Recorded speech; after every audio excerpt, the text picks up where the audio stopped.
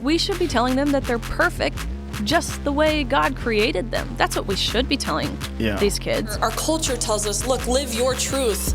No, the Bible tells us Jesus is truth. We were not saved to be silent.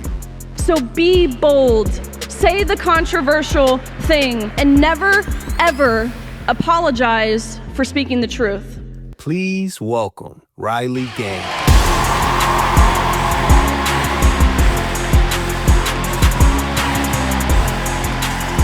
Hello, you guys. Man, it is so good to be here. Let me tell you, I feel more welcome today in California than I did not too long ago in San Francisco. Crazy. I was certifiably, this was about maybe a year or two ago at this point, but I was certifiably kidnapped and virtually held for ransom for about 5 hours, where a mob of transgender activists demanded that I had to pay them money if I wanted to make it back home to see my family safely again. So to say that I'm grateful to be here with you all would certainly be an understatement. What a blessing it is.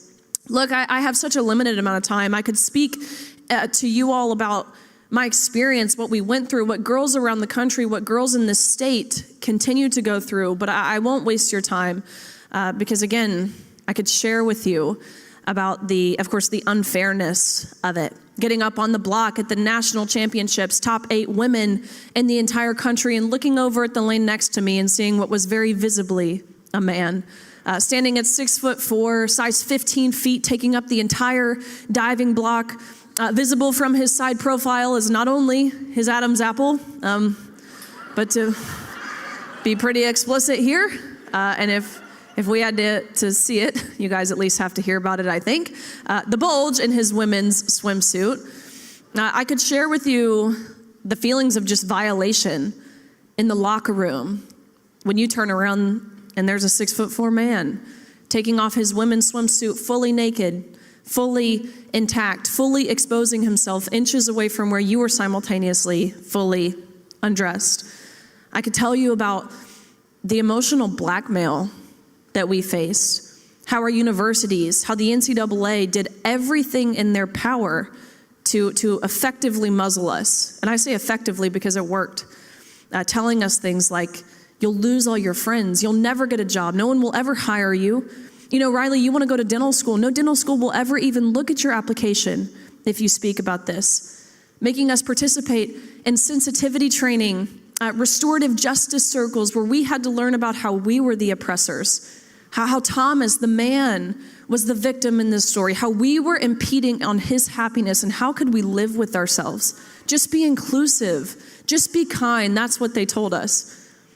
I could share all of that and more for hours, but truthfully, that's the how, I guess. Maybe the how I have found myself here, and the stages that I have, and the legislative bodies and the chambers that I have. But the how doesn't matter, really. It is the why that matters. And I imagine that's a question many of you have asked yourself over certainly the past 5 years, maybe some of you. I would imagine actually many of you, you're here, you're tuned in much longer than that. Why? Right? Why is this happening? Why has our society, why is it in this chokehold? Why are we plagued by this cultural chaos with no signs of slowing down?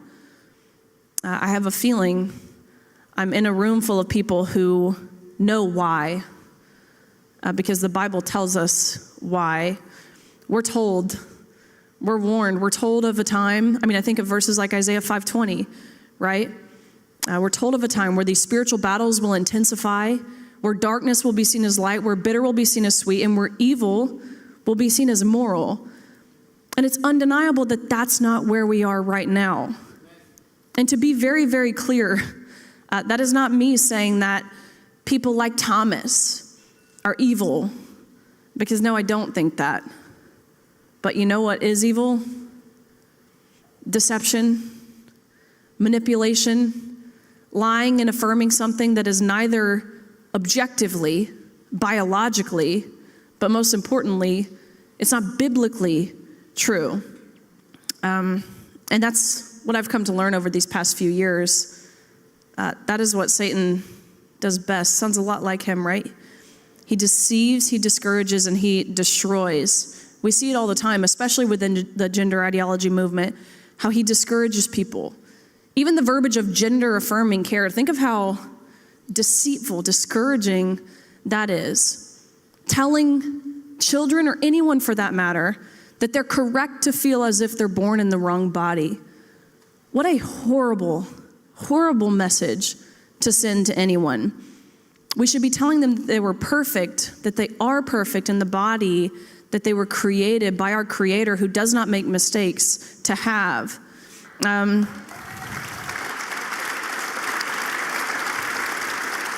You have healthcare providers. That's at least what they call themselves. I prefer the term unregulated butchery providers, who are telling parents, well, would you rather have an alive son or a dead daughter? Which one would you rather have? He tells us, Satan tells us, that we're unsavable, that we cannot be salvaged, that we are too far gone for God's goodness and for his grace. He deceives. Again, some of the most effective ways I've been able to see this throughout our society is through our language. How he has totally repackaged sin and the terminology that we use to make it more palatable and acceptable. Words like inclusion. Again, that should, when you hear that word, especially as it pertains to anything regarding the gender ideology movement, it should raise a red flag, and you should almost immediately replace that word with exclusion, because that's what they're doing. Words like compassion, words like empathy, these are fantastic words in their true meaning, when they have their true definition, but they've been hijacked. He's renamed things like mental disorder. No, that's just gender dysphoria. He's renamed things like sexual sin. No, that's just taking pride. That's just being prideful in who you really are. Rename things like abortion. No, that's just your reproductive rights. That's healthcare freedom. And you as women, you don't want your freedoms taken away from you, do you? By the way, where was this healthcare freedom in 2021? No, these are the same tyrants who fired healthcare workers, who fired U.S. military members, who fired school teachers for not complying with their autocratic mandates. And of course, he destroys. There is nothing that Satan hates more in this world than life itself. Because think about it, it's the one thing he cannot do. He cannot create. I think specifically that's why we've seen this war on women that we have. He hates women because they are the bearers of life. But again, my time is limited. Like I said, the people in this room, they know the playbook. I would imagine you're here in this body of Christ today. But that's not to say that we don't fall victim to it. The sad reality is that most everyday Americans, they don't know the playbook. It is our job, the people in this room, it is our job as Christians, as pastors, as spiritual leaders, as human beings, to correct any false narrative that's out there. And how in the world do we do that? We do that by speaking the truth. Both, again, in an objective sense, from the standpoint of biological reality, but more importantly, from a biblical sense. And the Bible is very, very clear. It goes back to the first book. He made them male and female, intentionally and uniquely in his perfect image. And again, how amazing is it that we have a creator who doesn't make mistakes?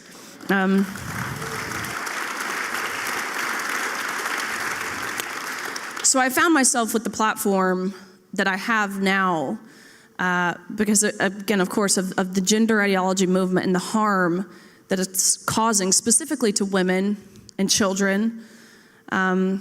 I've kind of deemed myself as the voice for the voiceless on this topic. Those who were in my same position, who feel as if they can't speak up, who are scared of losing any sort of opportunity, career opportunity, who believe the risk and the threats that were presented to them. But let me tell you, there are so many parallels between the gender ideology movement and the abortion epidemic. Again, number one, the war on women, the war on children. But I will tell you now, this is an issue that is deeply personal for me. Just a few weeks ago, maybe just last week, my husband and I announced that I'm about almost 7 months pregnant, which is crazy.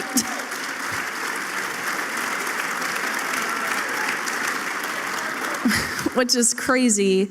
And the most beautiful thing about it is with a little baby girl. And it feels so timely.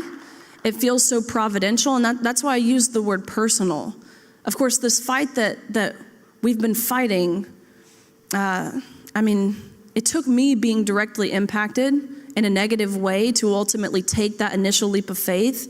But now having this little girl, I feel moving around inside of me. I watch her on the sonograms. I see her little hands. I see her little feet, basically doing somersaults. The technician can't even take the photos that she needed during the anatomy exam because she's flipping every which way in my stomach. Like, it is the most magical, miraculous, beautiful thing, and that is who I'm fighting for. It's not a matter of policy or politics.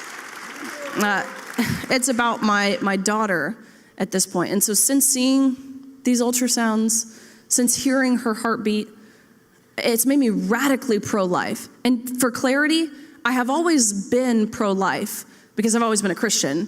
I understand that we have a God who condemns the shedding of innocent blood and who breathes purpose into every life in the womb, and of course, translating to outside of the womb. So I've always been pro-life from that perspective, but now having a little girl growing in me, it has made the thought of abortion, the practice of abortion, hurt deeply and viscerally.